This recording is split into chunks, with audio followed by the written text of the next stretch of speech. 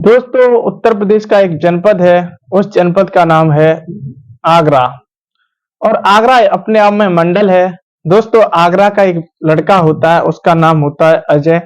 और अजय दिल्ली मुखर्जी नगर अपनी तैयारी करने के लिए जाता है और वहां पर एक रूम लेता है। दोस्तों, रूम लेकर वह रहकर वहां पर तैयारी करने लगता है। दोस्तों, जिस मकान में रूम लेता है उस मकान मालिक की फैमिली भी रहती है। मकान मालिक की फैमिली वहां पर 3 लोग होते हैं। दोस्तों, एक जो व्यक्ति होता है, उसकी पत्नी और उसकी लड़की। उसके पास लड़का नहीं था और अजय उस कमरे में रहकर वहां तैयारी यूपीएससी की करने के लिए जाता है और वहां पर पढ़ता है। जब पढ़ता है तो दोस्तों, जो वो लड़की होती है, उस लड़की का नाम होता है शिवानी। और शिवानी जो होती है, शिवानी अपने माता पिता के साथ उसी घर में रहती है। उस घर में टोटल 4 कमरे होते हैं।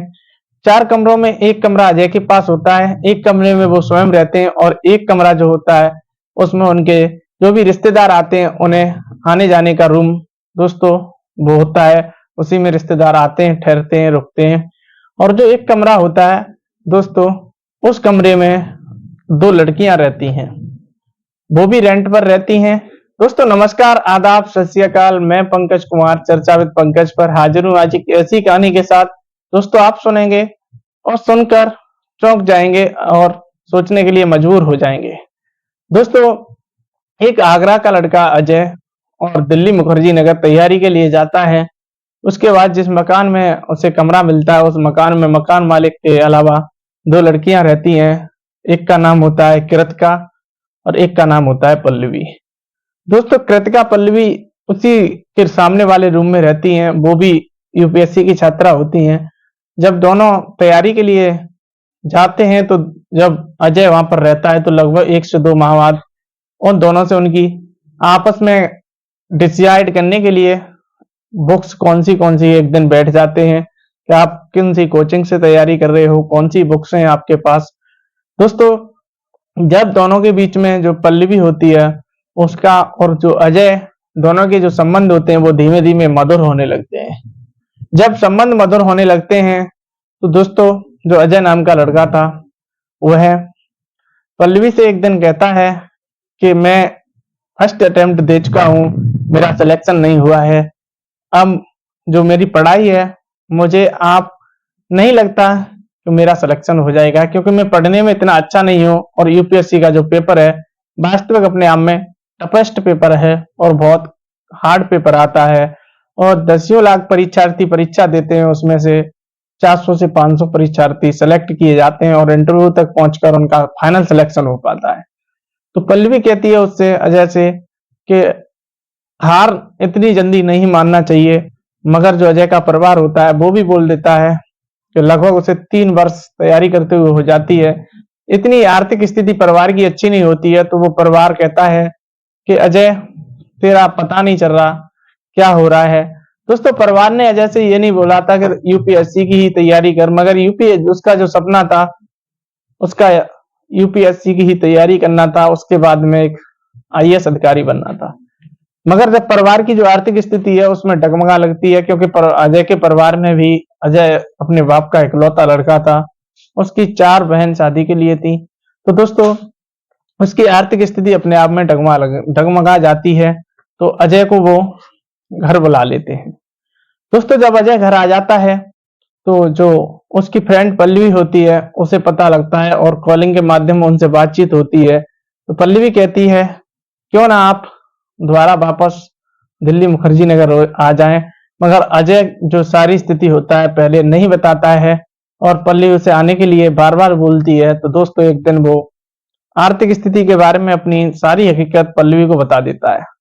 पल्लवी से कहता है कि मेरी जो आर्थिक स्थिति है वो ठीक नहीं है और मेरे पिता मुझे पढ़ाई के लिए पैसे कहाँ से लेकर आए, हमें 4 बहनों की शादी भी करनी है। दोस्तों, ये जब पल्लवी सुनती है तो पल्लवी कहती है कि आपकी पढ़ाई के लिए मैं पैसा दूंगी, आप दिल्ली आ जाइएगा। दोस्तों, जब यह बात सुनती है, अजय को पता लगती है, अजय जब सुनता है पल्लवी की बात तो अजय पल्लवी से कहता है कि आप पैसा कहाँ से लेकर आएंगी।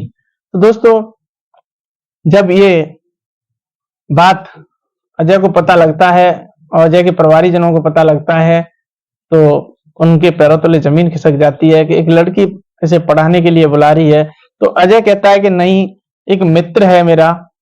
अब परिवार वालों को उनकी अजय की जो बहन होती है वो बता देती है कि पिताजी, जो अजय है इसे कोई लड़की इससे बात कर रही थी और कह रही थी कि मैं आपका पूरा खर्चा दूंगा, आप दिल्ली पढ़ने के लिए आ जाएं। दोस्तों अजय के घर वाले कतई मना कर देते हैं क्योंकि उनका इकलौता लड़का होता है, तो इसलिए वो भेजने के लिए कतई तैयार नहीं होते हैं। जब कतई तैयार नहीं होते हैं तो अजय जिद करता है और कहता है कि मैं एक लड़के से बात कराता है और उसे सारी हकीकत बताता है। उससे बोल देता है कि आप बोल दीजिएगा कि 2 या 3 घंटे काम करना पड़ेगा और एक बुक स्टोर पर, उसके बाद में उसे 9 से 10 हजार रुपया महीना सैलरी मिलेगी। तो अजय कहता है अपने पिताजी से कि मैं उससे अपना खर्चा चलाता रहूंगा और उससे पढ़ता भी रहूंगा। दोस्तों जब वो दोस्त को समझा देता है तो अजय के पिताजी मान जाते हैं और अजय को दिल्ली भेज देते हैं। दोस्तों जब अजय दिल्ली पहुंच जाता है तो उसकी जो मित्र होती है, गर्लफ्रेंड होती है पल्लवी, तो पल्लवी उसका खर्चा चलाने के लिए जो काम करती है उसे सुनकर आपकी रूह कांप जाएगी। दोस्तों उसे वो दिल से चाहती थी, इसलिए उसका जो खर्चा था वो घर से उसके लिए आ रहा था, तो उससे दोनों का खर्चा नहीं चल पा रहा था। वो भी एक अच्छे परिवार से नहीं थी दोस्तों, मगर अजय से प्यार अपनी जान से ज्यादा करती थी। इसलिए दोस्तों वह एक कोठे पर जाती है। वह कोठा है होता है जिस पर रुपए की खातिर वो जो सेक्स का, अपनी इज्जत का जो काम होता है वो इज्जत को लौटा देती है। दोस्तों जिस कोठे पर जाती है उस कोठे पर वो जाकर उसे 1000 से 1500 रुपए डेली मिलते थे, मगर वो अजय को बताकर जाती थी कि मैं अजय एक मैंने ब्यूटी पार्लर ज्वाइन कर लिया है और ब्यूटी पार्लर पर मैं पार्लर करने जाती हूँ और उससे मुझे 1000 से 1500 रुपए मिलते हैं। दोस्तों इसका जो नियम था वो अजय के खर्चे के लिए तीसरे दिन चौथे दिन जाने का था और वो जाती थी, पैसे लाकर अजय को देती थी।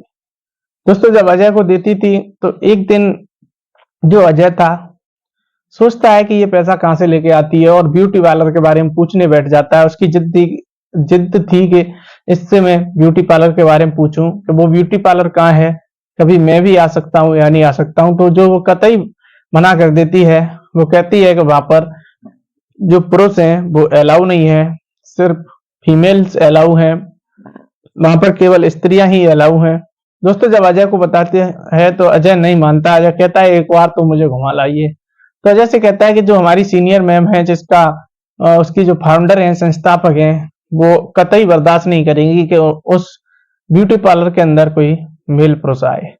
दोस्तों अजय उसकी बात को मान जाता है और वो चली जाती है और जो उसका काम था कोठे पर जाकर मर्दों के साथ बिताना, 2 से 3 घंटे बिताकर 1000 से 1500 रुपए उसे मिलते थे, उसे लेकर वो आती थी। तो दोस्तों जब ये बात अजय को कतई इसके बारे में भनक भी नहीं थी ब्यूटी पार्लर की, उसने उससे मना कर दी थी, तो अजय एक दिन सोच लेता है और प्लान बना लेता है क्यों ना मैं इसके पीछे पीछे जाऊं।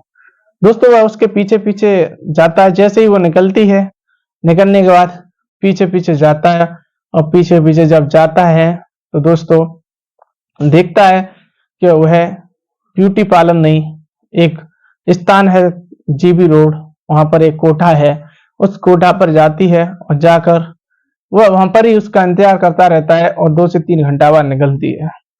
दोस्तों 2 से 3 घंटा बाद निकलती है। अजय उससे पहले उसका जहां पर कमरा था वहां पर आ जाता है और जब कमरा पर आ जाता है तो दोस्तों कमरा पर जब उसके सामने हकीकत सामने आती है तो वो आंसुओं से रोने लगता है और उसके पैरों तले जमीन खिसक जाती है और वो कहता है कि मेरी पढ़ाई के लिए ये क्या से क्या कर सकती है।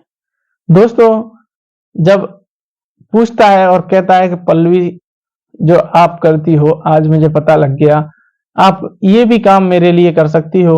तो दोस्तों वो उन दोनों के आपस में जेठ भर लेते हैं और जेठ भरने के बाद अजय रोने लगता है और रोने के बाद कहता है कि मैं बिना पढ़े रह सकता था, मगर ये काम मुझे बिल्कुल अच्छा नहीं लगा। तो दोस्तों जो पल्लवी होती है वो कहती है कि मैं आप आर्थिक स्थिति के चक्कर में दिल्ली रूम छोड़कर घर पर जा सकते हैं, इसलिए मैं सोचता था कि क्यों ना मैं अपने पास रखूं, कुछ भी मुझे करना पड़े मगर मैं अजय को अपना बना कर रखूंगा।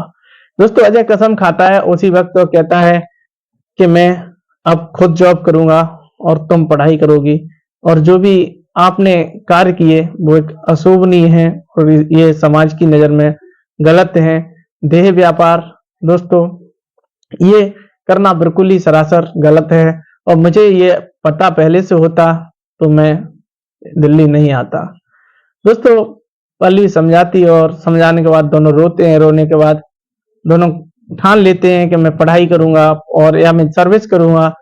दोस्तों अजय मेहनत करता है और सर्विस करने के बाद में उसे एक बिजनेस का दिमाग पर भूत चढ़ जाता है और वो कपड़े का बिजनेस शुरू करता है। उसके बाद में जब दिल्ली बिजनेस शुरू करता है तो वहां से धीमे धीमे उसका जो पल्लवी होती है साथ देती है। साथ देने के बाद दोनों लोग एक समय उनका जब 4 से 5 साल बाद ऐसा आता है कि दोस्तों एक शोरूम खड़ा कर देते हैं।